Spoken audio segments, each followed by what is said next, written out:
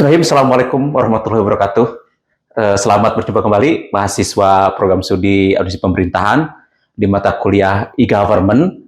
Ya, di hari ini ya sesuai dengan RPS yang telah kita sepakati, kita akan berdiskusi tentang komputer di pemerintahan.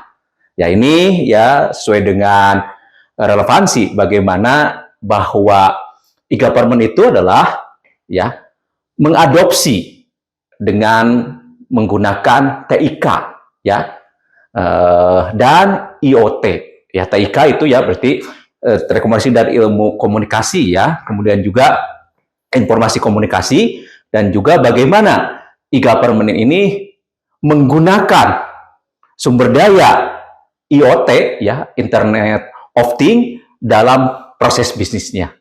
Jadi teman-teman atau mahasiswa yang saya banggakan bahwa proses pengadopsian dari e-government ini yaitu adalah konvergensi ya, berbagai media menjadi satu media atau satu data yang memang pada ujungnya itu adalah penggunaan e-government itu adalah untuk pelayanan publik ya, bagaimana ya bertransformasi dari pelayanan yang tadinya konvensional menjadi digital.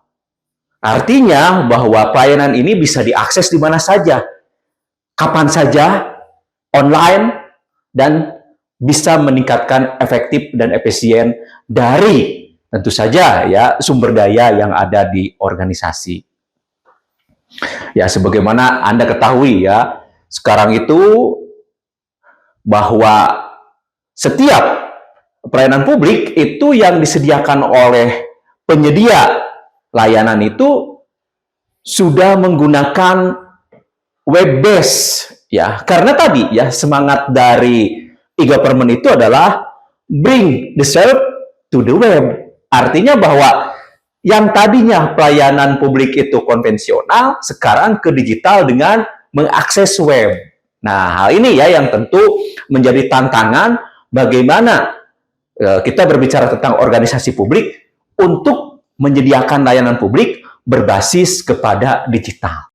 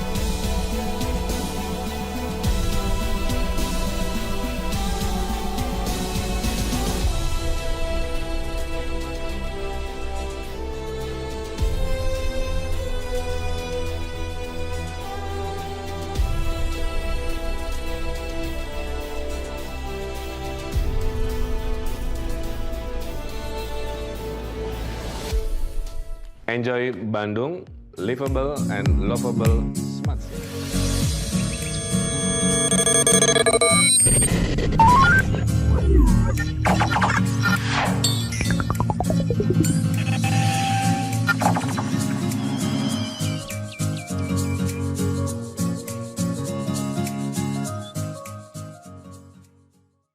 Kalau kita melihat dari framework tentang perbandingan ya dari tradisional dan future model dalam e-government seperti ini ya. Ada informasi sistem kalau misalnya kita berbicara tradisional, kemudian government, di situ ada hubungan timbal balik dan citizen yang dilayani. Kemudian ya ada informasi sistem, government dan departemen, kemudian citizen yang dilayani. Ini adalah model dalam tradisional. Nah, kalau misalnya sudah bertransformasi ke layanan digital, nah sekarang ada terbalik framework-nya, ya. Ada government, departemen, kemudian informasi sistem, kemudian citizen. Jadi di sini kemudian ada hubungan timbal balik dan ada hubungan korektif, ya. Jadi ada tambahan hubungan korektif. Kita lihat sebelah kanannya di sini ada government, departemen, informasi sistem, citizen. Nah, di sini juga ada hubungan semuanya ya di sini sebagai hubungan antara stakeholder yang memang membutuhkan atau mengadopsi pelayanan publik dengan menggunakan e-government ya, yang terbagi dalam sebagaimana kita ketahui terbagi ke dalam 4 relasi ya, ada government to government, government to citizen, government to business, dan government to employee. Nah, inilah ya framework yang diadopsi ya, transformasi dari tadinya tradisional kepada future dengan menggunakan e-government.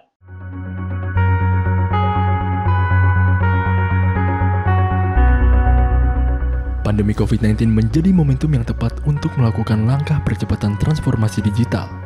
Selama pandemi, ada banyak hal yang berubah dan harus diadaptasi oleh masyarakat global tak terkecuali Indonesia. Dari mulai mengubah cara kerja, cara beraktivitas, cara belajar, Selamat pagi semua. Pagi, Pak. hingga cara bertransaksi dari sebelumnya dilakukan secara offline dengan kontak fisik menjadi lebih banyak beralih secara online.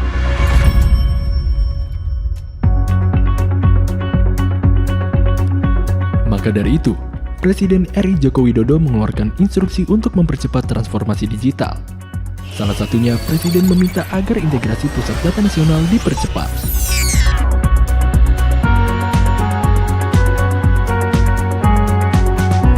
Kementerian Kominfo pun fokus melakukan percepatan dengan membuat peta jalan Indonesia Digital 2021 sampai 2024 yang menjadi pedoman strategis untuk memfasilitasi transformasi digital Indonesia di 4 sektor, yaitu infrastruktur digital, pemerintahan digital atau e-government, ekonomi digital, dan masyarakat digital.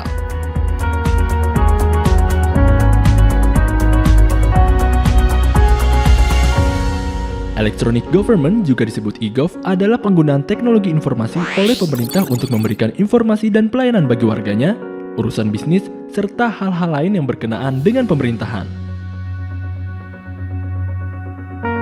Kementerian Kominfo menargetkan sistem pemerintahan berbasis elektronik atau SPBE bisa segera beroperasi secara penuh.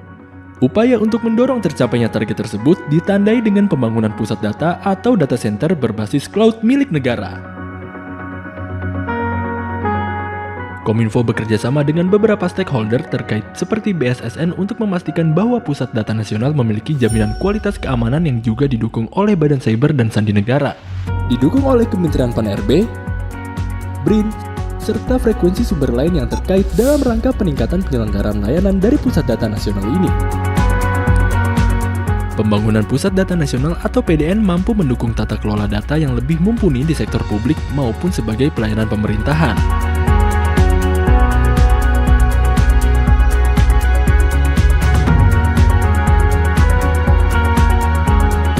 Keberadaan PDN dapat mendorong terciptanya operasionalisasi data yang lebih efisien, lebih aman, dan lebih efektif. Sehingga Pusat Data Nasional diharapkan dapat mewujudkan interoperabilitas, di mana data dari berbagai kementerian atau lembaga, pemerintah pusat maupun pemerintah daerah bisa terintegrasi dalam satu sistem yang bisa menjadi acuan bagi pengambilan kebijakan baik oleh pemerintah maupun sektor-sektor lainnya, melalui penyajian data yang lebih akurat, lebih tepat, dan lebih cepat.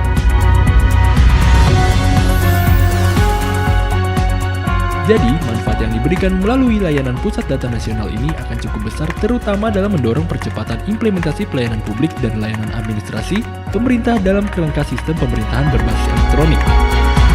Selain itu, keberadaan PDN dapat mendukung program yang berkaitan dengan pembangunan sumber daya manusia digital. Oleh karena itu, instansi pemerintahan maupun sektor lainnya dan juga masyarakat luas akan merasakan banyak manfaat dari adanya Pusat Data Nasional ini.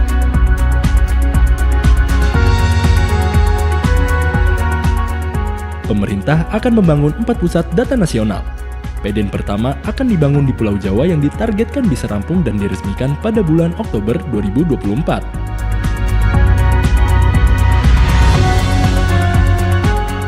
PDN kedua akan dibangun di Pulau Sumatera. Kawasan ini dipilih karena dinilai sudah memiliki infrastruktur yang mampu menghubungkan wilayah tersebut dan sekitarnya ke kawasan barat Indonesia. Ketiga, PDN di Pulau Kalimantan untuk mendukung pusat pemerintahan baru di IKN Indonesia. Keempat, Indonesia Timur yang nantinya akan menghubungkan Indonesia bagian barat dengan timur. Peletakan batu pertama Pusat Data Nasional di Pulau Jawa pun telah dilaksanakan awal November 2020 lalu.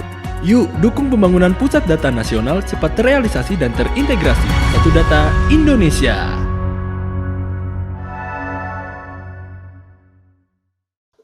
Saudara kalian, mahasiswa di pemerintahan yang saya banggakan, tentu kita harus bisa melihat dari terminologi e-government. Ya, jadi secara terminologi e-government itu adalah bring to public service to the web and mobile application. Artinya apa? Seperti tadi yang setelah saya sampaikan, bahwa e-government itu adalah bagaimana ya pelayanan publik yang dulu konvensional sekarang ya dibawa atau ditransformasikan ke pelayanan publik berbasis web. Ya, jadi di web itu setiap penyedia layanan itu dia harus memberikan apa saja layanannya, SOP-nya, bagaimana cara mengaksesnya. Ya, itu ke web dan akhirnya adalah ya, web itu bisa dikristalisasi menjadi icon atau misalnya aplikasi di mobile yang bisa diakses dengan menggunakan gadget. Nah, ini ya sebagai bentuk bagaimana e-government itu memberikan layanan publik secara efektif dan efisien, online dimanapun juga bisa diakses. Ya, terutama sekarang ya sudah menggunakan hampir semualah sudah menggunakan gadget dengan memudahkan bisa diakses di mana saja. Implementasi e-government ini sudah dirintis ya dari adanya Impres tahun 2003. Ya, kemudian ya adanya juga diperkuat dengan Perpres ya Peraturan Presiden nomor 95 tahun 2018 tentang SPBE ya Sistem Pemerintahan berbasis elektronik ya SPBE, Sistem Pemerintahan Berbasis Elektronik. Ya, kemudian juga diperkuat lagi yang baru keluar kemarin tentang Impres 32 ya tahun 2020 tentang arsitektur SPBE. Nah, jadi ya, saudara sekalian, mahasiswa yang saya banggakan, kita harus mengetahui dari karakter e-government. Ya, jadi karakter e-government itu adalah merupakan suatu mekanisme baru atau modern ya bagaimana tentu saja pemerintah mengadopsi ya atau bertransformasi menggunakan ya tentu saja TIK ya tadi melibatkan teknologi informasi ya komunikasi untuk ya tadi ya untuk bagaimana merubah ya layanan tersebut dengan menggunakan berbasis layanan digital atau e-government ini. Ya, tentu saja di sini ya bahwa transformasi itu memerlukan kalau kita mengutip dari Indrajit ya, memerlukan 3 aspek. Yang pertama adalah support, capacity, dan values. Support tentu saja ya, aplikasi atau layanan ini ya, atau misalnya tadi aplikasi atau misalnya web ini perlu adanya dukungan regulasi.